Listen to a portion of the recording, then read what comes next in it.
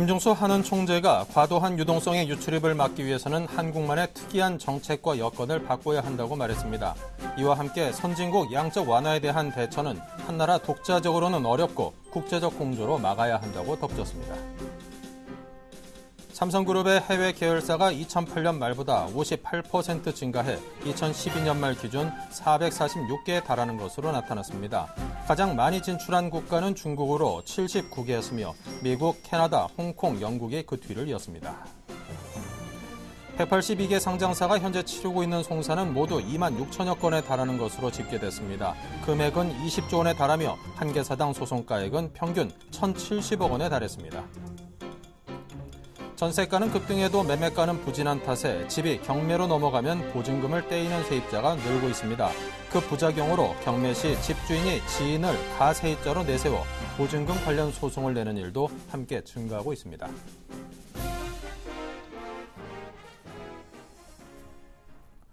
네, 시청자 여러분 안녕하십니까. 오늘장 내일장 진행을 맡은 임동석입니다. 오늘은 6월 19일 수요일입니다. 자, 오늘 장에 대한 정리부터 먼저 해볼까요? 네, 전일 우리 증시는 양시장이 모두 기분 좋게 상승을 했습니다. 하지만 상승폭을 그대로 다시 고스란히 좀 토해내는 그런 상황입니다. 코스피가 현재 16포인트가 빠졌고요. 1884선까지 다시금 밀려났습니다. 네, 수급 상황을 보면요. 역시나 외국인의 매도 물량이 우리 시장을 밀어내는군요. 1,564억 원으로 어제까지는 세 자릿수였었는데 오늘은 네 자릿수의 매도 물량이 나왔네요. 코스닥은 2.86포인트 빠지면서 531선까지 떨어져 있고요. 네, 투자 주체별로 보면 역시 외국인은 코스닥에서도 팔고 있습니다. 원달러 환율 0.8원 소폭 오르면서 1131.9원입니다. 네, 역시나 시장 상황이 좀 녹록치 않습니다. 어렵습니다. 오늘 역시 어제 상승세 이어가지 못하고 다시금 하락해서 밀려나는 모습을 보이고 있습니다. 자, 좀 아쉽기도 한데요. 자, 오늘장 내일장 1부에서 먼저 주요 준비된 내용들을 보시죠. 네, 이영권 연구위원이 FOMC 단기간 내 출구 전략 시행 가능성이 좀 낮다라는 그런 의견과 함께 시나리오별로 투자 전략이 필요하다는 그런 의견을 제시해 드리겠습니다. 이슈인에서는 신승용 대표께서 FOMC 기대감, 글로벌 증시는 상승세, 또 외국인의 집중, 차별 심화 대비를 해서 전략이 필요하다라고 하시네요. 테마 톡톡입니다. 삼성에서 1조 5천억 원을 투자해서 LED 조명 관련주들이 함께 상승을 하고 있습니다. 아무래도 기대감이 톡톡히 작용하고 있는 듯하고요. 당분간은 좀 상승 추세를 유지할 것이니까 분할 매수로 대응을 하자 합니다. 7일간의 수익 다이어리, 오늘 종목은 KG 모빌리언스입니다. 다음은 종목 돌직구, FOMC 회의에서 양적 완화에 대한 불확실성이 해소되길 기대한다고요. G8 정상에서 북핵 포기를 촉구하는 것이 주목된다고 합니다. 약세장 속에서 꾸준한 수급 개선되는 종목들에 대한 접근을 하자고 합니다. 네, 오늘 자세한 이야기를 나누겠습니다. 하나대투증권 투자정보팀의 이영권 연구위원입니다. 안녕하세요. 네, 안녕하십니까. 네, 자, 오늘로서 이제 기대감도 많았고 탈도 많았던 FOMC 회의가 이제 마무리됩니다. 시장에 온 관심이 벤버냉키 입에 모아지고 있는데요. 자, 먼저 FOMC 회의 결과를 주시하고 있는 이 시점에서 가장 주목해야 될 부분들은 어디인지 설명해 주십시오. 예, FOMC 회의 결과를 주목해야 되는 부분 역시 출구 전략 때문이다라고 볼 수가 있겠는데요. 이번 FOMC 회의에서 당장 출구 전략을 시행한다 또는 출구 전략과 관련된 정책이 나올 가능성은 거의 없습니다. 다만 시장에서 주목하는 부분들은 그동안 지속해왔었던 양적 완화 정책에서 어떠한 변화 시그널을 던져줄 것인가에 모아져 있다라고 볼 수가 있겠는데요. 현재로서는 출구 전략의 가능성을 시사하는 정도가 나올 것으로 일단 예상이 되고 있습니다. 미국 경제가 완만하게 회복세를 보이고 있고요. 출구 전략에 대해서도 적절한 시점에 실시를 해야 된다라는 정도의 코멘트가 나올 가능성이 많아 보이는데, 일단 이런 부분들이 나올 경우 출구 전략에 대한 불확실성을 해소했다라는 긍정적인 팩트도 있겠지만, 출구 전략 부분들이 또 다시 언급이 됐다라는 그런 부정적인 분위기도 형성이 될 수가 있습니다. 만약 이런 정도의 코멘트가 아니고 적정한 시점에 출구 전략을 이제 시행을 해야 되고 그런 부분들에 대해서 준비를 해야 된다라는 정도의 조금 더 강한 멘트가 나온다면은 시장이 조금 더 충격을 받을 수 있을 것으로 보여지지만, 전체적으로는 출구 전략에 대한 언급을 하면서도 그 톤을 그렇게 강하게 가져가진 않을 것으로 보여집니다. 최근 시장에서 충격을 받고 있는 걸 감안하면은 아직까지 출구 전략을 본격화하기에는 조금 이른 상황이다라는 그런 쪽의 코멘트가 나올 가능성이 있기 때문에 출구 전략 부분들이 전체적인 불확실성을 좀 해소시키는 그런 요인으로 작용할 가능성이 많아 보이고요. 단기간 내 출구 전략이 시행되지 않는다라는 그런 안도감이 생겨날 수가 있다는 측면에서 시장의 부정적보다는 긍정적인 쪽으로 영향을 미칠 가능성이 조금 더 크다 이렇게 판단해야 되겠습니다. 네, 자 그렇다면 이제 결과에 따라 다르겠습니다만 이제 예상이 되는 주요 시나리오별로 그 투자 전략을 제시해 주신다면요. 일단 출구 전략이 구체적으로 가시화되는 부분에 있어서는 단기적으로 충격을 받을 수밖에 없는 상황입니다. 이번에 만약에 출구 전략을 조금 더 구체적으로 조금 전에 말씀드렸다시피 조만간 출구 전략을 검토를 해야 된다라는 이런 시그널이 나오면은 빠르면은 9월 달부터 출구 전략이 시행될 수 있다라는 분석들이 이제 제기가 될 수 있는 상황이고요. 분명히 주식시장을 중심으로 한 자산시장에는 좀 부정적인 영향을 미칠 것으로 보여집니다. 자산 유동성이 급격하게 위축될 수 있는 부분들 때문에 투자 심리에는 상당히 안 좋은 영향을 미칠 것으로 보이지고 있고요. 다만 이런 출구 전략이 언젠가는 시행된다는 측면에서 사실 한 번은 겪어야 되는 그런 과정이다라고 보고 있습니다.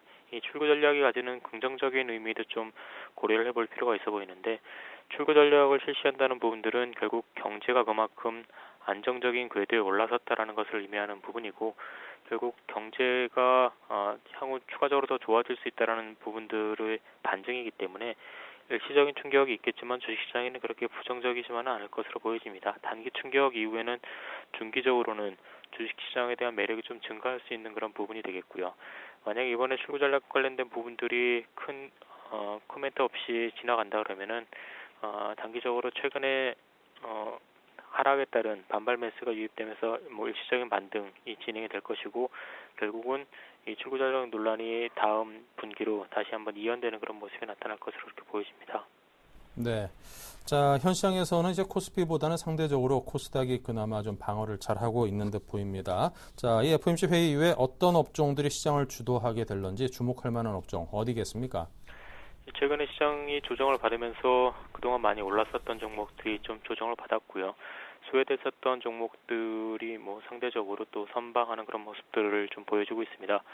일단 이번 모멘텀이 지나고 나면은 주도 업종과 주도주가 변화될 가능성이 있어 보이는데요. 일단 반등이 시도가 된다 그러면은 좀 과도하게 많이 하락했었던 종목들을 1차적으로 주목해야 될 것으로 보여집니다. 전기전자와 자동차 업종 계속 관심을 가져야 되는 업종인 거는 틀림없어 보이고요. 특히 이제 경기 민감주 쪽으로 좀 주목을 해볼 필요가 있어 보이는데 하반기에 경기 회복 기대감 이런 부분들이 주식 수급과 같이 맞물려 가지고 조금 더 추세적인 주도 업종을 형성할 가능성이 있어 보입니다. 소외됐었던 업종과 종목 중에서는 은행 업종을 중심으로 한 금융 업종 주목해야 될 것으로 보여집니다. 은행 업종도 역시 그동안 장기 소외된 업종 중에 하나인데 하반기 경기 민감주에 대한 관심이 모아지면서 은행 업종에 대한 수급이 개선될 것으로 보여지고 있고요. 단기적으로 M&A를 비롯한 여러 모멘텀이 또 존재하고 있기 때문에 은행 업종과 또 과도하게 이제 하락했었던 증권 업종 이런 쪽으로도 점차 관심이 확대될 것으로 판단됩니다.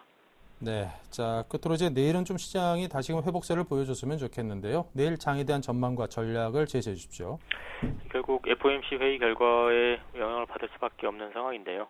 최근에 기대감과 우려감 이런 부분들이 엇갈려 있는 상황에서 좀 우려 섞인 부분들이 많이 좌우를 하면서 시장이 좀 억눌려져 있는 상태입니다. 따라서 FOMC 회의에서 출구 전략 관련된 불확실성이 좀 완화가 된다 그러면은 시장은 반등을 시도할 수 있는 그런 상황에 놓여 있다라고 보이시고요. 역시 낙폭 과대했었던 종목들 중심으로 접근해야 되는 시점이다라고 판단하고 있습니다. 네, 잘 들었습니다. 지금까지 하나대투증권의 이영권 연구위원이었습니다. 감사합니다. 네, 감사합니다.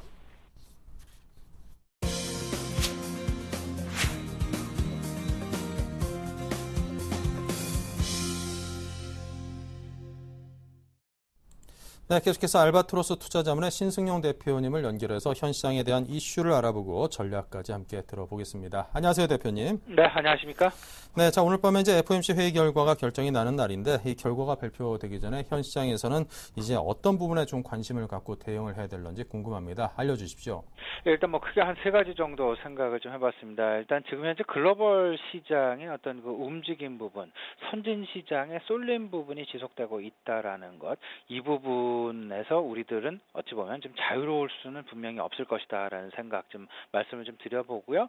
두 번째는 지금 현재 FOMC 회의, 앞으로 과연 투자 심리가 전개될 방향성, 그 시나리오에는 어떤 것들이 있는지 좀 생각해 볼 시점이다라는 그런 생각, 다시 한번 좀 생각을 좀 가져봅니다. 그리고 마지막으로는요, 역시 이제 그 외국인이 우리 시장을 지금 현재 좌지우지하고 있는 그런 상황입니다. 그들의 어떤 매매 패턴, 그들의 앞으로의 어떤 그 매매 현상들 어떻게 벌어질지 이 부분에 대한 대비가 필요한 시점이다라는 부분, 이렇게 크게 한 세 가지 정도 생각해 볼 시점이다라는 것 말씀드리겠습니다. 네, 자, 그동안 이제 양적 완화에 대한 축소 우려로 좀 하락세를 면치 못했던 글로벌 시장이 좀 상승 반전세를 보이고 있습니다. 자, 회의 결과에 따라서 이제 상당히 긍정적인 기대감이 작용할 수도 있을 것 같은데요. 어떻습니까? 예, 일단 뭐 지금 뭐 지난밤 글로벌 증시, 특히 미국 증시의 어떤 그 한 4개월 내에 또 다시 최고치를 경신하는 그런 모습 나타났었습니다. 이 가장 큰 배경, 이유 살펴보게 된다면 내일 있을 어떤 우리 시간으로 내일이죠. 벤 버냉키 의장의 모두 발언 부분, 아무래도 그 양적 완화가 지속될 가능성, 그리고 출구 전략이 조기에 시정될 가능성은 없다라는 쪽에 다소간의 그 안정화된 어떤 그 출구 전략을 시행을 하더라도 안정화된 출구 전략을 시행할 것이다라는 그런 기대감이 많이 작용하고 있지 않나 이렇게 생각이 됩니다. 하지만 제 개인적인 생각은요, 만일에 그 내일 어떤 그 FOMC 회의 결과에 따라서 시장의 반등이 좀 나타나게 된다면 이러한 그 추세가 일단 계속 진행이 되기는 상당 부분 어렵지 않을까 이렇게 생각을 합니다. 그 가장 큰 이유는요, 현재 그 출구 전략 논의가 아직 시작도 되고 있지 않습니다. 출구 전략의 논의를 시작해야만 한다라는 그 이슈만으로 지금 현재 시장에 어떤 그 우려감이 크게 팽배해지고 있는 그런 상황이다라는 점. 그렇다면 실질적으로 출구 전략에 대한 논의가 시작이 될 것이다라는 부분은 불과 얼마 남지 않은 그런 상황이다라는 것. 그렇다면 그 전체적인 투자 심리의 방향성과 분위기는 조금은 좀 위축감이 있는 좀 위축되어 있는 상황으로 진행될 가능성이 분명히 있다라는 것. 그래서 내일 만에 하나 이제 그 시장의 어떤 그 반등 분위기가 좀 나와준다면 오히려 이 부분을 전체적인 포트폴리오를 유동성 장세에서 실적 장세로 넘어가는 그런 초입에 있어서 실적 중심적으로 실적 위주로 포트폴리오를 재편하는 그런 기회로 적극적으로 활용을 해야 되겠다라는 그런 말씀 좀 드리고 싶네요. 네. 자, 최근 들어 이제 아시아 시장 내에서 외국인의 자금 유출이 상당히 심했습니다. 그 가장 큰 타격을 받은 게 또 우리나라라는 분석도 있던데. 자, 어떻습니까? 앞으로 외국인들이 돌아올 수 있을 만큼 투자 심리가 개선될 수 있을까요? 예, 일단 저는 개인적으로 이렇게 생각이 됩니다. 장기적인 관점에서 외국인이 순매수로 급격하게 전환을 하기에는 조금 좀 제한적이지 않을까 이렇게 좀 생각이 됩니다. 지금 현재 그 외국인 어쨌든 그 달러화의 강세 기조는 당분간 오랜 기간 좀 지속될 것으로 좀 생각이 되고요. 이렇다면 외국인의 우리나라로의 급격한 귀환을 기대하는 것은 좀 아니다라는 그런 생각입니다.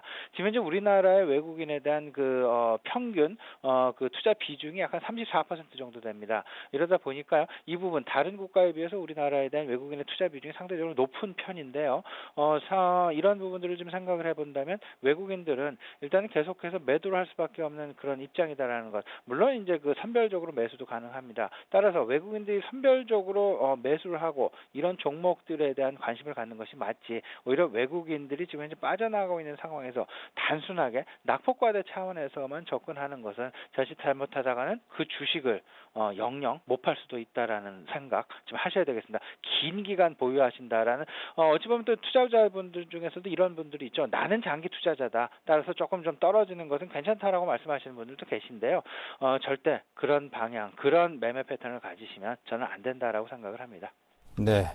자, 이제 뭐 장 자체가 워낙 좀 변동성도 심화되고 한치 앞도 내다보기 힘들다 보니까 외국인의 아무래도 이 시장의 어떤 기운이 좀 집중이 되고 어떤 종목별로 업종별로 상당히 좀 차별화가 심한 장세가 연출되지 않겠는가 하는 생각도 듭니다. 자, 그렇다면 어떤 전략을 세운 채 시장에 접근을 해야겠습니까? 조금 전에도 한 가지 부분에 대해 설명을 해주셨었는데요. 네네. 지금 이제 그 유동성 장세, 그러니까 출구 전략 논의를 해야만 한다라는 얘기가 나온 것 자체가 이제는 서서히 장의 분위기가 바꿔가고 있다라고 보셔야 될 것 같습니다. 다시 말씀을 드리면 유동성 장세에서 이제 실적 장세로 차별화되는 유동성 장세는 통상적으로 이제 그 종목들의 확산이 많이 나오게 되는 상승하는 종목 수가 오히려 하락하는 종목 수보다 많아지는 그런 때가 이제 그 유동성 장세가 됩니다. 근데 지금 현재 그 이제 실적 장세로 넘어가는 그런 초입에 있어서 오히려 상승 종목보다는 하락 종목의 수가 많아지는 이런 상황들이 이제 전개가 많이 되고요. 또 한 가지는 전강 후약의 장세가 많이 나타나게 됩니다.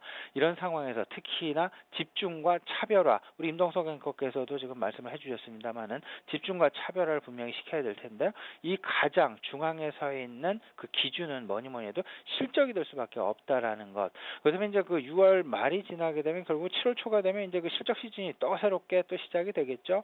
이 상황 속에서 두 가지를 유념을 하셔야 되겠습니다. 첫 번째는 실적의 가시성 여부가 되겠습니다. 막연한 그리고 밸류에이션이 싸다라는 차원에서의 접근은 절대 낭패를 불러일으키기 쉽고요. 오히려 실적이 실질적으로 눈에 보이는 손에 잡을 수 있는 실적을 나타내는 기업들과 업종들로 매매 어떤 매매 반경을 좁혀 나가시는 그런 전략이 바람직해 보인다. 이렇게 좀 말씀을 드려보고요.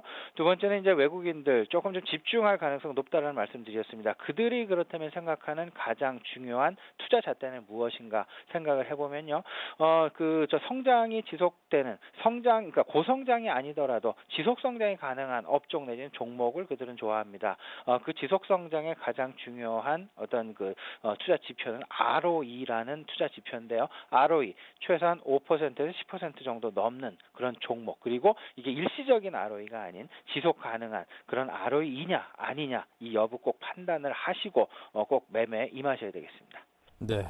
자, 그리고 이제 뭐 분석된 걸 보니까 신용잔고가 지금 한 5조 원에 육박한다 이런 얘기도 있던데요. 우리 증시가 좀 오를만 할 때 발목을 잡든가 아니면 내려가는 추세에서 오히려 그냥 불에다 기름을 확 끼얹는 그런 형국이 되지, 그런 변수가 될 수도 있지 않을까 그런 염려감도 듭니다. 어떻습니까? 예, 신용잔고가 많이 늘어났다라는 얘기는 시장 내에 오히려 변동성을 축소시킬 수 있는 부분도 있을 수 있겠습니다만 지금 같은 상황에서는 우리 임동석 앵커께서 후반부에 말씀하셨던 부분이 있죠. 증시에 오히려 급격하게 하락을 부추길 수 있는 변동성을 오히려 크게 확대시킬 수 있는 잠재 요인으로 분명히 작용할 가능성이 있다라는 것. 그래서 지금 현재 상황에서요. 낙폭과대 접근하시면 절대 안 됩니다. 그 이유 역시 신용잔고에도 있고요. 대차 잔고에도 남아 있습니다.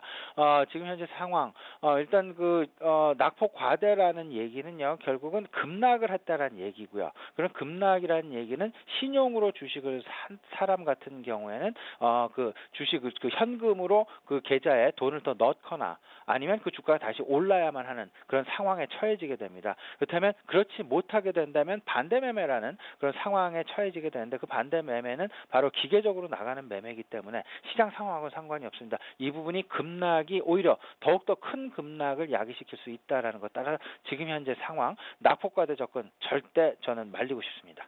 네, 알겠습니다. 자, 그렇다면 이제 주목해야 될 관심 업종과 포트폴리오 전략을 종합해서 듣도록 하겠습니다. 네, 제가 지금 지난주부터 말씀드리는 포트폴리오 어떤 비중 부분 이번 주 변함이 없습니다. IT 업종 35% 그대로 유지하고요. 자산주 20% 그리고 지주사 10%, 통신 10% 그리고 자동차 10% 유지를 합니다. 현금은 10%를 유지를 하는데요. 제 개인적인 생각은 이번 주 특히나 현금의 비중을 조금은 더 만약 가능하시다면 조금 더 확대하시는 전략이 필요해 보인다. 오히려 다른 부분은 생각을 하지 마시고요. 지금 있는 종목들 오히려 새롭게 사는 부분을 생각하시는 보다는 있는 종목을 어떻게 하면 좀 줄여서 현금을 더욱더 확보할 수 있느냐에 초점을 맞추시는 게 오히려 더욱더 중요하겠다. 내일 분명히 FOMC 회의 결과에 따라서 시장에 급등락이 나올 수 있습니다. 급등도 나올 수 있고요. 오히려 하락이 나올 수도 있습니다. 하지만 그 하락이 나올 때는 지금 현재 상황 일단은 조금 더 관망하시는 그런 상황 필요해 보이고요. 만약에 반등이 나온다면 무조건 좀 현금의 비중을 높여가시는 그런 전략이 필요해 보인다라고 다시 한번 강조드리고 싶습니다. 네, 현금의 비중을 좀 더 높여가자. 자, 아무래도 이제 시장 상황이 여러 가지 좀 기회를 제공해 줄 수도 있을 것 같습니다. 지금 워낙 변동성이 크다 보면은 위기가 기회라고 저가 이렇게 잡아볼 수도 있을 만할 거고요. 자, 준비를 좀 잘해가지고 어떤 부분들에 좀 포커스를 미리미리 좀 맞춰놔야 될 텐데요. 자, 어떤 조언을 주시겠습니까? 그와 관련해서. 네, 아까도 이제 말씀을 드렸습니다. 지금 현재는 실적 장세를 대비해야 되는 그런 순간입니다. 실적 장세 조만간 펼쳐질 가능성, 당장 내일부터 전개될 수도 있고요. 이미 시장 내 어떤 그 실적 장세가 시작되었다라고도 볼 수 있습니다. 이런 상황들 꼭 유념하시고요. 실적 장세 대비한 그런 포트폴리오 전략을 꾸려 나가셔야 되겠는데요.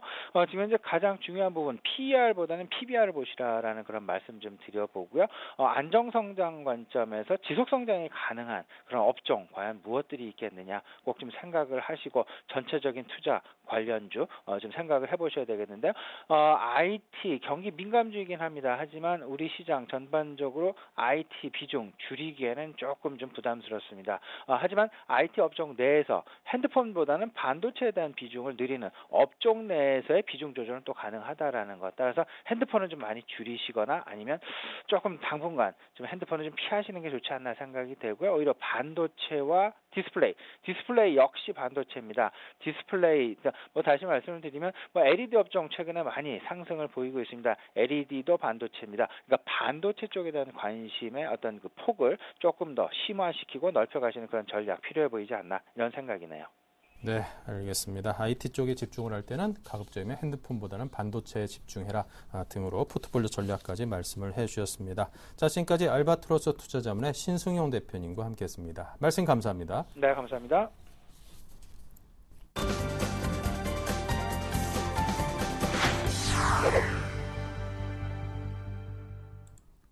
네, 테마톡톡 시간입니다. 삼성그룹에서 3년간 1조 5천억 원을 투입해서 이 생산 설비를 효율화하고 그리고 사업장의 조명을 LED 조명으로 모두 교체하는 등 에너지 절감 사업에 총력을 기울인다. 이런 발표가 있었습니다. 당연히 LED 조명 관련주가 함께 상승하고 있습니다. 근데 저도 개인적으로 LED 그 전등 한번 바꿔보려고 사러 가면은 이 값이 워낙 만만치 않아가지고 선뜻 좀 사기가 좀 부담이 되기도 하더라고요. 이런 부분들이 상당히 좀 개선돼 줄 수도 있지 않을까 그런 기대감도 있는데 어쨌거나 주식시장에서는 현재 하나의 테마로서 상당히 각광을 받고 있습니다. 샘플러스의 정대희 멘토 연결해보죠. 안녕하십니까? 네, 안녕하세요. 주식승천 열심히 멘토 정대희입니다. 네, LED 조명 관련주가 상승하고 있습니다. 앞서 설명드린 그런 것들을 포함해서 구체적인 상승 배경을 설명해 주십시오. 예, 앞서 말씀해 주신 것처럼요. 금일 LED 조명 관련 종목들이 상승한 이유는요. 삼성에서 1조 5천억 원의 투자 소식이 전해지면서 최근에 가파른 상승을 보이던 LED 관련 종목들이요. 그 시장의 영향과 함께 자연스러운 조정 후 이러한 삼성의 호재, 즉 LED 조명 사업 투자 소식에 상승하는 모습이 나왔고요. 아직까지 삼성에서 구체적인 투자 방안은 아직 없습니다. 그 처음 단계로 이제 사업장의 조명을 LED 조명으로 전면 교체한다는 등 그 생산 설비를 효율화하고 신재생에너지 사용을 적용하는데 에너지 절감 방안을 좀 수립, 즉 2015년까지요. 약 3년 동안에 1조 5천 원의 규모의 투자가 예상되는 것으로 보입니다. 삼성이 이러한 투자를 좀 결정하게 된 거는요. 최근 이제 불거지고 있는 전력난에 따른 그 초인류 기업으로서 경영 효율화 방침의 일환으로도 볼 수 있고요. 또 국가 정책의 기여라고도 또 볼 수 있겠습니다. 그래서 이러한 이유가 맞물리면서 이제 삼성전자가 이런 투자를 하겠다라는 얘기가 나온 것 같습니다. 네. 자, 그렇다면 LED 조명 관련주의 향후 전망은 어떻게 잡고 계시고 어떤 전략을 갖고 대응해야 된다고 보십니까? 일단은 지금 종목들 자체가 상승이요. 다른 급등 테마주보다는 안정적인 그 상승률이 나오고 있기 때문에 전략을 제시해 드린다면 이제 분할 매수로 지금 같은 조정 구간에서 분할 매수로 대응을 접근하시고요. 일단 향후 전망을 좀 말씀을 드리면요. 주가 전망은 이러한 지금 상승 추세에서 저점과 고점을 지속적으로 높이면서요. 지금의 상승 추세를 당분간 유지할 것으로 보입니다. 이렇게 말씀드리는 이유를 이제 말씀을 드리면요. 전 세계적으로 각국의 그 나라들이 해결해야 될 가장 큰 문제가 세 가지가 있습니다. 그 세 가지는 첫 번째가 에너지 부족이고요. 그리고 환경 문제 파괴, 그리고 의학 발달로 인한 인간들의 수명 연장에 따라서 노인 고령화가 되겠죠. 근데 이 세 가지 문제 중에서 LED 조명 사업은 앞선 두 가지, 즉 에너지 부족이라든가 환경 문제에 어느 정도 해결해 줄 수 있는 대책으로 판단될 수 있고요. 그것을 증명하듯이 요즘 조명 시장의 개화에 따라서 충분히 수혜를 입을 수 있다라고 봅니다. 최근에 LED 조명은 또 친환경적이고 소비 전력이 적기 때문에 그 시장의 파이가 지금 확대되고 있는, 점차 확대 속도가 좀 빨라지고 있고요. 중국을 비롯한 그 세계 각국들이 LED 조명 정책을 적극적으로 지원하고 또 백열등 규제의 강화를 시행하고 있기 때문에 이러한 개화에 따라서 충분히 주가도 견조한 흐름으로 상승할 거라고 판단이 됩니다. 최근 그 미국의 LED 조명 시장과 중국의 LED 조명 시장이 동시에 성장 기대감이 반영되면서요. 세계적인 LED 업체인 그리가 52주 신고가를 기록하는 등 좀 이런 우호적인 환경이 조성되고 있고요. 또 우리나라 주가도 최근에 우리나라 그 반도체 조명업체들도 1분기 실적이 좀 서프라이즈가 나왔습니다. 그리고 또 이제 에너지 문제를 어제도 이제 말씀을 드렸는데요. 현재 시점에서 가장 좋은 에너지 효율화 방법은요. 어제 이제 말씀드렸듯이 절전형 콘센트 그리고 조명기구가 지금으로선 가장 최선의 방법이라고 말씀을 드릴 수 있겠습니다. 그래서 충분히 이러한 LED 조명은 당연히 상승이 할 거라고 보고요. 또 LED가 조명 쪽에만 치우치는 게 아니고요. 최근에 그 모바일 그 기기 쪽에 그 LED도 수요가 급증하고 있는 모습이 나오기 때문에 이런 종목들은 좀 긍정적으로 분할 매수 대응하시고 중장기로 가져가시면 충분히 주가는 괜찮겠다라고 말씀을 드리겠습니다. 네. 거기서 듣기로는 이게 전 세계에서 이게 만들어지는 총 에너지 중에 양 중에 한 9% 정도가 이제 에너지 그 조명에서 나가는 그 빈 말고 열 손실로 잃는다고 하니까 그것만 잡아도 엄청난 양이 아닌가 싶습니다. LED 조명 관련주는 상당히 아주 유용한 그런 테마가 될 듯도 싶은데요. 자, 그렇다면 이 안에서 가장 투자 가능한 종목은 어디겠습니까? 예, 먼저 투자 가능한 종목을 좀 말씀을 드리기 전에 최근에 이제 그 테마 종목의 특징과 지금 이런 LED 조명의 테마의 특징을 좀 말씀을 드리면요. 이러한 테마 업종들은 좀 실적을 동반될 수 있기 때문에 실적이 턴어라운드나 실적이 상당히 좋게 나올 수 있다. 그래서 다른 테마 업종과는 좀 다르다라고 말씀을 드리겠고요. 오늘 같은 경우 저는 이제 추천 업종을 말씀을 드리면요. 저번에도 한번 그 말씀을 드렸던 종목인데요. 사파이어 테크놀로지입니다. 이 종목을 추천을 드리는 이유는요. 자, 먼저 말씀을 드리면 LED 산업의 그 밸류체인의 가장 상단에 있는, 즉 LED 조명을 만들기 위한 그 조명 칩, 그 사파이어라는 소재를 갖고 인곳과 웨이퍼를 만들어서요. LED 조명 칩의 소재가 되는, 즉 LED 조명 칩을 만들어주거든요. 최근에 지금 보시면 그 서울 반도체라든가 이런 반도체 조명 업체들, 즉 제일 하단에 있는 반도체 조명 업체들의 이런 그 소재의 재고 물량이 어느 정도 소진이 됐습니다. 그러므로 인해서 이제 가장 밸류체인의 상단에 있는 소재를 만드는 회사, 즉 사파이어 테크놀로지의 그 신규 발주 물량이 좀 예상이 되기 때문에 사파이어 테크놀로지를 좀 추천드리겠고요. 그리고 차트를 보면서 이제 매수가를 좀 말씀을 드리겠습니다. 현재 지금 사파이어 테크놀로지는 좀 빠지는 모습이 나와 있죠. 오전에는 좀 상승이 나왔다가 지금 빠지는데요. 현재 매수가가 충분히 유효하다라고 말씀을 드리겠습니다. 현재 매수 유효하고요. 손절가만 여러분들이 좀 짧게 잡아주시고 38,000원 정도의 손절가, 38,000원 정도의 손절가를 좀 잡아주시고 이 자리는 최근의 저점입니다. 최근에 주가가 상승 후에 이 저점을 계속 지켜주는 모습이 나오고 있거든요. 그래서 이 저점만 좀 지켜주시고 38,000원, 그리고 목표가는 최근의 고점인 43,500원을 또 제시해드리겠습니다. 최근에 이쪽 기업들로 사파이어 테크놀로지나 LED 업종으로 투신권의 매수가 들어오고 있고 수급 또한 양호하다라고 말씀을 드리겠습니다. 네, 알겠습니다. 사파이어 테크놀로지 투자해볼 만한 종목으로 설명 들었습니다. 지금까지 정대희 멘토와 함께했습니다. 감사합니다. 예, 수고하셨습니다.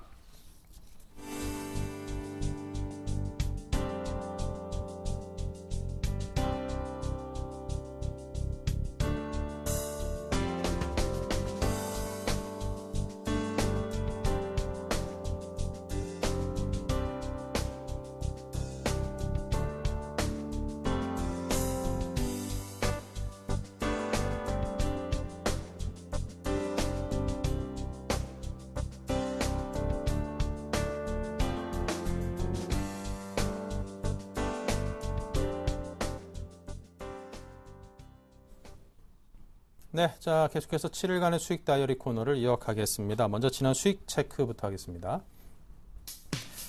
네, 수익률이 그래도 많이 개선이 됐죠. NC소프트가 4.2%로 꽤나 높은 수익권에 이미 올라 있고요. ENF 테크놀로지 1.4, UNG를 1.1% 수익을 올리고 있습니다. 반면 대봉LS는 손절가 터치 우전에 한다는 마이너스 5.1%로 현재 좀 손실을 보고 있는 상황입니다. 네, 이렇게 해서 이정복 대표의 NC소프트가 오늘의 위너로 올라섰습니다. 네, 매주 수요일 종목 추천하시는 아이러브스탁의 전진우 팀장 연결합니다. 안녕하세요. 네, 안녕하세요. 네, 대봉 LS가 마이너스 5%로 손절가를 터치를 했습니다. 어떻게 대응하셨습니까? 네. 이번 달 들어서 종목별로 어떤 여지를 두는 완만한 하락이 아니라 시장 급락에 이제 대부분 종목들 움직이는 밀리는 움직임 속에서 그나마 4,500원, 600원대 지지 구간에서 좀 버티는 종목으로 지난주에 4,700원대 접근을 했었고요. 이후에 횡보 움직임 보이다가 월요일날 장중에, 이번 주 월요일날 장중에 코스닥 시장 한 3% 가까이 밀리는 하락에 대봉 LS 역시 한 11시 이후에 한 4,500원대 손절가를 터치를 했어요.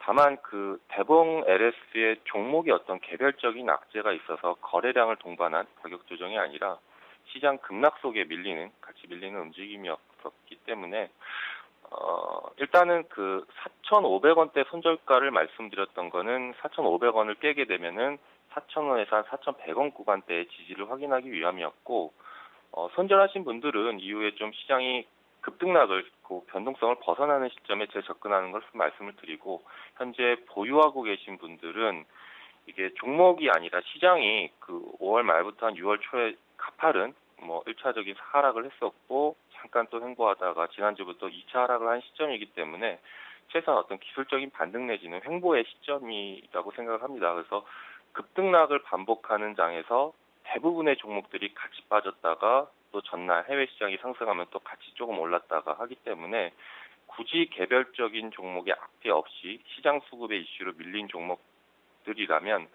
잘라내고 다른 종목으로 갈아타는 교체 매매하는 것들은 효율적인 매매는 아닌 것 같아요. 그래서 대봉 LS 역시 4,000원에서 4,100원 구간에 강한 지지 구간이라고 예상을 한다면 현재 가격대에서는 어떤 추가적인 큰 하락은 크지 않을 듯 하기 때문에 목표가 5,150원 유지를 하고, 다만 현재 시점에서는 손절가 4,000원으로 좀 수정을 해서 조금 더 지켜보시는 것으로 말씀을 드리겠습니다. 네, 자, 대봉 LS에 대한 설명을 드렸고요. 새로운 종목은 어디일까요? 네, 오늘 KG 모빌리언스 소개해드리겠습니다. 네. 먼저 개별적인 종목 이야기보다는 최근에는 이제 시장에 대한 이야기가 좀 선행돼야 될 것 같은데, 일단은 코스피는 시총 비중이 큰 이제 삼성전자가 하락을 하면서 한 1,880선 연중 최저치를 깼고, 코스닥은 연초부터 좀 꾸준히 상승을 했었기 때문에 연중 최저치는 아니지만은 588에서 520대까지만 12% 가까이, 굉장히 속도 감소가 훨씬 크죠. 근데 시장 하락의 직접적인 요인은 외국인의 매도세이고, 이제 왜 파느냐에 대한 문제점을 따져보면 하나는 이제 내적으로 우리나라의 어떤 실적 부진에 대한 부분이 있었고, 아시아 시장에서의 어떤 급락은 미국의 출구 전략에 대한 이슈인데, 이런 이슈에 대한 부분에서도 특히 이제 신흥국 시장에서의 자본 유출이 클 수 있는 요인이 되는 거고요. 또 나중에는 장기 금리 변동성에도 영향을 미치게 되기 때문에 금리에 영향을 미치면 또 통화에 또 영향을 미치죠. 그만큼 양적 완화를 줄이는 정책 자체가 간단하지 않은 문제이기 때문에 감히 제가 이제 어떤 견해를 가지고 말씀드릴 이야기는 아닌 듯하고요. 다만 현재까지는 최소한 어떤 연준이 올해 말까지 QE 정책을 유지를 할 것으로 주장을 하고 있고, 반대로 그거를 줄인다고 해도 경기가 좋아져야 이제 줄이는 정책이 나올 거니까 장기적으로는 오히려 경기를 낙관하게 하는 요인이 될 수도 있어요. 근데 사실 단기적으로는 또 이런 이슈들이 시장에 급등락을 주기 때문에 현재는 여전히 시장에 민감하게 좀 기민하게 대응해야 하는 노력이 필요한 시점이고, 오늘 소개해드리는 KG 모빌리언스는 KG 그룹 계열의 휴대폰 결제 서비스 업체입니다. 그래서 전번에 한 3월 중순에 KG 이니시스를 한번 소개해드린 적이 있었는데, 오늘 모빌리언스를 소개해드리는 거는 왜냐하면 현재 시점에서 이니시스보다는 모빌리언스가 기간 수급도 좀 더 낮고요. 그다음에 가격 탄력도도 좀 더 좋아 보이고 해서 소개를 드리고, 이번 주 1분기 실적 발표가 있었는데 분기 매출액이나 영업이익, 순이익이 전년 대비해서 한 30% 이상 다 상승을 했어요. 그래서 좀 전에 말씀드린 어떤 시장의 실적 부진을 염두할 수 있는 그런 회사는 아닌 듯하고요. 앞으로도 모바일 쇼핑 시장이나 전자지불 결제, 그다음에 정보통신망 개정에 따른 본인 인증 서비스 수요가 증가할 것으로 예상되기 때문에 매출액 성장에도 도움이 될 테고요. 특히 온라인 쇼핑몰이나 소셜 커머스 시장에서의 어떤 실물 결제 대금이 빠르게 증가하고 있어서 거래 대금 비중도 올해 한 62%로 좀 증가할 전망이고, 자, 가격대부터 가격대 좀 말씀을 드리면요. 지난해 좀 가파르게 상승한 이후에 12,000원에서 14,000원대 좀 오랫동안 박스권 움직임 속에서 4월 달부터 재상승하다가 이번 달 들어가지고 박스권 상단인 14,000원대로 좀 내려왔고요. 최근 차트 잠깐 보시면은 6월 7일 날 장중에 13,500원대 저점으로 찍고 이후에 좀 꾸준한 기간 수급 들어오면서 시장 하락에 크게 영향을 받지 않은 움직임을 보여주고 있어요. 그래서 오늘 가격대 오늘 종가 부근에 접근을 하고, 그리고 단기 목표가로는 16,500원 정고점 하단 부분이죠. 16,500원을, 그리고 손절가는 방금 말씀드린 몇 차례 지지를 받았던 13,500원을 손절가로 말씀을 드리겠습니다. 네, 알겠습니다. 자, 이렇게 해서 KG모빌리언스를 새로운 종목으로 추천을 받았습니다. 지금까지 전진우 팀장이었습니다. 감사합니다. 네, 감사합니다.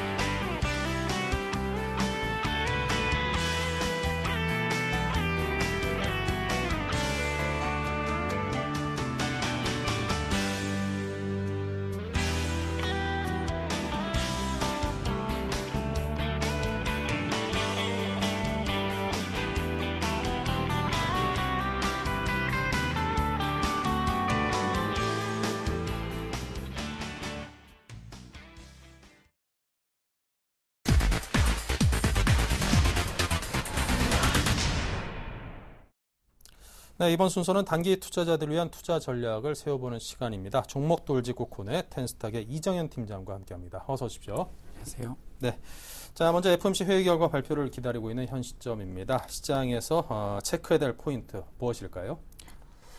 네, 오늘은 일단 먼저 FOMC 관련해서 먼저 언급을 해드리고 그 이외에 대한 이슈에 대해서 잠깐 언급을 해드리겠습니다. 일단 지난주 말씀드렸듯이요. 일단 지금 장세는 이제 전 세계가 FOMC 회의 이제 결과에 대해서 주목하고 있는 상황입니다. 일단 간밤에 이제 미국 증시가 이제 큰 폭으로 상승을 했고요. 이 이유가 이제 미국 FOMC 회의에서 이제 양적 완화에 대한 이제 불확실성이 해소가 될 것 같다라는 기대감으로 이제 매수가 유입된 것으로 보이는데요. 일단 현지 시간으로 이제 19일 오후 2시죠. 한국 시장으로는 이제 20일 오전 3시가 되겠는데요. 이제 회의가 완료가 됩니다. 그리고 회의가 완료가 된 후에는 이제 버냉키 의장의 기자회견이 있을 예정인데, 아무래도 제 판단으로는 양적 완화 정책을 그래도 유지하거나 아니면은 축소 기간을 좀 축소하게 된다면 그 기간을 좀 뒤로 늦춘다는 의견인데, 이유를 잠깐 짧게 말씀드리면요. 아직 인플레이션 면에서도 그러하고 또 실업률 또한 만족스러운 수준이 아니기 때문에 그래도 쉽게 지금 양적 완화 축소를 발표하기는 좀 시기상조지 않나라고 말씀을 드리겠습니다. 일단 이런 면에서 지금과 같은 이제 양적 완화 섣불리 이제 양적 완화 축소를 섣불리 결정을 하게 된다면 이제 그에 따른 충격이 일단 너무 크기 때문에 일단 축소가 결정되더라도 그 시기가 방금 전에 말씀드렸듯이 빠른 시일 내에 진행될 것으로는 보이지 않고 있습니다. 일단 현재 지금 주식시장 자체가 일단 지금 통화정책 때문에 골머리를 썩고 있죠. 그러나 이제 동시 만기일 이후에 꾸준히 반등 시도를 하고 있고요. 이제는 이제 FOMC 회의 결과를 주목하는 비중을 좀 많이 두기보다는 그래도 이제 다른 이슈에도 이제 시선을 조금씩 돌려서 그 이슈에 대해서 판단을 하는 것도 나쁘지 않을 것으로 보고 있습니다. 이제 그런 의미에서 지금 제가 이제 다른 이슈에 대해서 좀 말씀을 드리려고 하는데요. 일단은, 이번에 북핵 실험 관련해서 지금 G8의 지금 의견이 굉장히 지금 견조한데, 그리고 지금 한국 시장을 포함해서 지금 현재 G8 정상들 역시 지금 북한과의 공조를 위해서 이제 핵실험을 이제 주요 쟁점으로 삼고 있습니다. 이제 모두가 지금 어르고 달래기보다는 그래도 좀 강하게 푸시하는 모습인데요. 아무래도 북한은 그래도 각국 정상들이 완강하게 나오는 만큼 그래도 큰 반발로 대처할 수도 있는 상황이라고 보실 수 있겠습니다. 뭐 그러나 그래도 결국에는 양보와 이제 공조 체제를 통해서 그래도 진행될 가능성이 크기 때문에 그래도 너무 이 남북 경협주 접근에 대해서 부정적으로 생각하지 않으셔도 될 것 같습니다. 뭐 벼랑 끝에 내몰린 상태에서 솔직히 살아날 방법이 그닥 많지 않은 법이니까요. 이런 노이즈 때문에 솔직히 고전 면치 못하고 있는 지금 남북 경협주들 지금 들고 계신 분들 그래도 지금 그래도 실적이 뒷받침된 종목이라고 한다면 그래도 보유 중이시라면 그래도 계속 보유하신다면 그래도 추후에는 그래도 큰 수익 볼 수 있을 거라고 확신하기 때문에 그래도 너무 걱정을 안 하셔도 될 것으로 보고 있습니다. 그리고 이제 지금 계속적인 이슈가 되고 있죠. 또 전력 대란에 대해서 잠깐 언급을 해드리겠는데요. 일단 현재 이제 국내 전력 상황에는 좀 문제가 몇 가지 있습니다. 뭐 몇 개 말씀을 드리면 먼저 방법 자체가 일단 절전 이외에는 지금 방법이 없다는 것, 그리고 지금 일단 정부 자체에서도 그 전력 수요량을 예측을 잘 못하고 있다는 점, 그 두 가지가 아주 큰 문제라고 볼 수가 있는데요. 솔직히 지금 상황에서 한국은 원전이 굉장히 필요합니다. 필요성이 높긴 하지만 그래도 시간 문제도 있고 또 지금 함께 여러 문제가 지금 복합적으로 연결이 되어 있기 때문에 그래도 지금 추가 건설 진행이 좀 힘든 상황이라고 보실 수 있겠는데요. 근데 이런 상황일수록 그래도 스마트 그리드 관련주가 그래도 주목 받을 것이고 또 시청자분들도 주목하셔야 될 것으로 지금 보고 있습니다. 일단 지난주에도 말씀드렸듯이요. 이제 스마트 그리드 테마 내에서 이제 옥석을 좀 가리셔서 실적 좋고 수급 좋은 스마트 그리드 관련주 위주로 이제 편입하셔서 지금부터 조금씩 모아 가신다면 추후에 역시 또 큰 수익 보실 수 있지 않을까 하고 판단하고 있습니다. 네, 스마트 그리드 중심으로 조금씩 모아간다라면 큰 수익으로 연결될 수 있는 기대감이 충분히 있다. 이런 말씀을 해주셨습니다. 자, 이제 FOMC 회의 결과에 대해서 상당히 주목이 되는데요. 앞으로 열릴 유로존 재무장관 회의 등에 대해서도 어떤 영향을 이 결과가 좀 미치지 않겠는가 싶은 생각이 드는데요. 어떻습니까? 네, 일단 FOMC 회의들 이제 결과가 솔직히 제가 보기에는 그래도 긍정적으로 나올 것 같습니다. 그렇기 위해서는 지금 나중에도 말씀드릴 거지만 그래도 지금은 그래도 아직은 현금 보유가 더 맞는 것으로 보이고 있고 일단은 발표가 지나고 난다면 빠르면 이번 주 금요일이 되겠죠. 이번 주 금요일부터 아무래도 조금씩 외국인 수급 반응이 좀 올 것으로 보고 있습니다. 그렇기 때문에 그래도 상황을 계속 유의하셔서 그래도 금요일부터라도 빠르면 금요일부터라도 이렇게 조금씩 종목을 찾으셔서 이제 매집을 들어가신다면은 그래도 나중에 큰 수익 보실 수 있을 거라고 보고 있습니다. 네. 자, 그리고 요즘 자동차주 움직임에 그나마 좀 굉장히 나은 듯 보입니다. 자, 자동차주가 이처럼 좀 시장에서 각광을 받고 있는 그 배경은 무엇일까요? 네, 일단은 먼저 어제였죠. 일단 골드만삭스에서 일단 보고서에서 한국 증시가 굉장히 저가라고 판단이 됐다고 발표가 나왔습니다. 그래서 매수 사인을 내리기도 했고요. 또한 지금 최선호주로서 지금 현대 자동차를 고르기도 했습니다. 지금 이런 상태에서 지금 굉장히 저평가 메리트가 부각이 되어 있는 상태이기 때문에 자동차 관련주 지금 추가 상승 또한 이제 가능하다고 지금 판단이 됩니다. 그렇기 때문에 자동차 관련주 이제 완성차를 포함해서 이제 자동차 부품주까지 역시 주목받을 시기가 왔다고 보고 있고요. 이런 면에서도 일단은 먼저 자동차주 지금 굉장히 반등이 온다고 해서 섣불리 접근하지 마시고요. 일단 실적을 항상 확인해 주시고 수급까지 확인하신 다음에 매집 들어가시면은 그래도 괜찮은 수익 거두실 수 있지 않을까 하고 판단하고 있습니다. 네. 자, 그렇다면 이어서 오늘장 마감 전략 짜주시기 바랍니다. 네. 일단은 먼저 이제 방금 말씀드렸듯이 이번 주는 제가 개인적으로는 현금 보유를 좀 추천드리겠고 본격적인 매수는 다음 주를 보자라고 말씀을 드리겠습니다.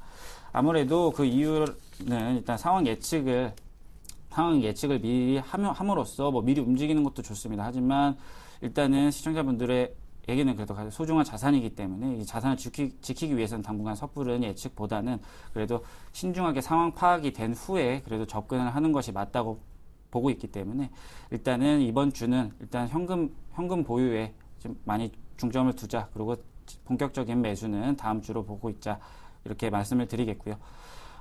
게다가 또 다음으로 이제 넘어가서 또 이제 이번 약세장에서도 그래도 굉장히 그 주가에 영향을 받지 않는 종목들이죠. 대부분 특징이 이제 수급이 굉장히 좋다는 얘기인데, 저 역시도 지금 수급을 지금 굉장히 꾸준한 수급 보여주는 종목을 관심을 두자라고 말씀을 드리겠습니다. 약세장에서 가장 중요한 것이 바로 실적과 수급이죠. 이거는 언제 강조해도 뭐 모자람이 없다고 판단이 되는데, 이런 불확실성이 존재하고 있는 상황에서 이제 꾸준하게 이제 수급이 몰리는 기업들, 뭐 비성수기임에도 실적이 계속적으로 잘 나오고 있는 기업들, 이런 기업들, 말씀드린 기업들 같은 경우는, 그리고 저번 주에도 말씀드렸지만 모아간다는 의미로 지금 다음 주 초부터 그래도 매수 비중을 조금씩 늘려가신다면 안전하게 큰 수익 보실 수 있지 않을까라고 판단하고 있습니다. 게다가 또 최근에는 이제 기관 투자자들까지도 그래서 채권 비중을 조금씩 줄이고 매도한 금액들 이제 다 주식 쪽으로 이제 매입을 좀 늘리는 중으로 지금 보이고 있기 때문에, 그래도 방금 말씀드렸듯이, 다시 한번 말씀드리듯이 다음 주 초부터는 그래도 본격적으로 신규 매수, 그래도 조금씩 분할 매수로 접근하시는 것이 맞다고 보고 있습니다. 그리고 짧게 한마디 더 말씀드리면요. 뭐 지금 저희가 지금 FOMC 회의나 그쪽으로만 지금 굉장히 시선이 집중되어 있는데, 일단 중국의 경기 회복도 굉장히 중요합니다. 지금 왜냐면 FOMC 회의가 긍정적인 반응이 나와서 증시에 탄력을 받았을 때 그 탄력을 죽이지 않고 그래도 계속적으로 상승세로 상승세를 이어가게 해줄 수 있는 방안이 바로 중국 경기인데요. 이 중국 경기 관련 내용에도 지금 예의주시하시고 판단하신다면 그래도 주식 투자에서 돈을 잃는 일은 없으실 것으로 보고 있습니다. 네. 자, 그렇다면 이제 뭐 중국 경기하고 관련돼 있는 우리 회사의 뭐 종목도 그렇고 업종도 그렇고 상당히들 많습니다. 자, 중국 경기가 좀 계속 부진을 나타낼 경우에 그 틈새에서 주목해 볼 만한 업종이 있을까요? 네, 일단 중국 경기에 있어서 가장 영향을 제일 덜 받는다고 생각하는 업종은 솔직히 저는 IT를 보고 있습니다. 왜냐면 지금 IT 업종들 지금 솔직히 지금까지 거의 웬만한 증시 상황에서도 그래 계속적으로 추천이 되어 오고 있고요. 그나마 그 중국 쪽이 아니더라도 굉장히 전 세계적으로 많은 시장을 구축하고 있기 때문에 그래도 IT 쪽이 투자하기에 적당한 그래도 투자 테마가 아닌가 하고 판단하고 있습니다. 네. 자, 이제 말씀을 하실 때 이제 꾸준한 수급이 받침이 되는 그런 종목에 대한 언급을 조금 전에 하셨습니다. 그러면 이제 오늘 준비하신 종목도 그런 조건을 충족하는 그런 종목이겠죠? 네, 맞습니다. 오늘 제가 솔직히 아까 말씀드린 자동차주 관련돼서 준비를 해보려다가 그래도 더 매력적인 수급 상황이 더 매력적인 종목을 가지고 나왔습니다. 일단은 NC소프트를 가지고 나왔는데요. 네. 일단은 NC소프트 차트를 먼저 좀 보여드릴게요. 지금 현재 차트를 보시면요. 일단 6월 12일부터인가요? 지금 계속 그 전부터 전고점에서 계속 하락을 한 후에 지금 계속 횡보 구간을 거치고 있었습니다. 이 횡보 구간에 지금 수급을 보시면요. 지금 이 횡보 구간 내에서 연기금과 투신에서 꾸준히 그래도 수급이 들어오는 모습을 보실 수 있을 겁니다. 이런 상황을 봤을 때 솔직히 지금 상황에 16만 2천 원인 가격인데요. 지금 이 정도 수익을 먹으려고 솔직히 매집 들어간 거라고는 솔직히 보고 있지 않습니다. 적어도 전고점 부근까지는 그래도 보고 들어온 거라고 저는 판단하고 있기 때문에 지금 가격대는 굉장히 매력적인 구간이라고 판단이 되고요. 일단 뭐 오늘 상승폭에 대해서는 일단 2분기 어닝 서프라이즈가 예상이 된다라는 얘기가 많이 들리고 있습니다. 모두 아실 텐데 그 리니지란 게임, 지금 리니지란 게임으로 인해서 지금 기존 전망치보다 30% 이상 지금 매출이 영업이익이 30% 증가할 것으로 보이고 있기 때문에요. 게다가 또 부분 유료와 또 포함해서 또 휴면 계정까지 다시 유입이 되면서 지금 리니지 게임 쪽으로 굉장히 지금 화랑이 연출이 되고 있는 모습입니다. 이런 점을 봤을 때 그래도 NC소프트 단기적으로도 방금 말씀드린 가격대죠. 17만 5천 원 부근. 저는 일단 1차 목표가 17만 5천 원을 잡아드리고요. 200일선 부근이죠. 일단 잡아드리고 그 다음은 전고점 부근을 2차 목표가로 일단 제시해드리고요. 손절가는 이제 90일선 위주로 90일선이 지금 위치해 있는 이 15만 5천 원 가격대를 손절가로 잡아서 그래도 대응하신다면 충분히 수익을 거두실 수 있지 않을까 하고 판단하고 있습니다. 네. 네, 오늘 이제 일시적으로 좀 팡 튀어오른 듯한 그런 형국의 움직임을 보이는데요. 어떨까요? 요즘 시장 상황이나 좀 눌리는 형국이니까 요 한 1, 2주 새에 좀 눌려있던 그 가격도 다시금 좀 내려갔다가 다시 또 올라올 수 있지 않을까 하는 생각이 들어가지고 괜히 오늘 안 잡고 좀 떨어졌을 때 잡고 싶다는 생각도 들거든요. 그래도 오늘 종가로 매수할 거를 권유하시겠습니까? 네, 솔직히 저는 16만 5천 원 가격 아래라면 굉장히 매력적인 가격 구간이라고 보고 있고요. 솔직히 주식 매수가 지금 올라갔을 때 떨어질 것을 걱정하고 지금 매수를 쉽게 들어가지 못한다면 솔직히 지금 보셨을 때 지금 4월이죠. 이 4월에도 이때도 들어가기 힘든 거고요.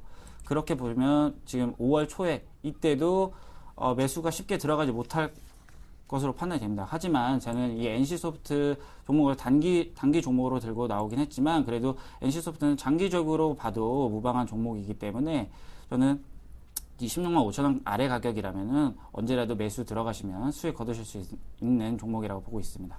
네, 자신 있게 매수를 해라 이렇게 말씀을 NC소프트를 말씀을 해줬습니다. 이 근래 들어서 NC소프트에 대해서 좀 말씀하시는 전문가분들이 꽤나 많이들 계시고 보면은 꼭 관심을 두고 투자에 봄직한 종목이 아닌가 싶은 생각이 듭니다. 자, 지난 종목들에 대한 AS를 또 이어가 보도록 하겠습니다. 네, 지금 포트폴리오죠. 현금 비중이 굉장히 많습니다. 80%에 달하고요. 포스코 ICT와 한솔테크니스가 각 10%씩 두 종목만이 현재 편입이 되어 있습니다. 네, 포트폴리오 굉장히 단촐합니다.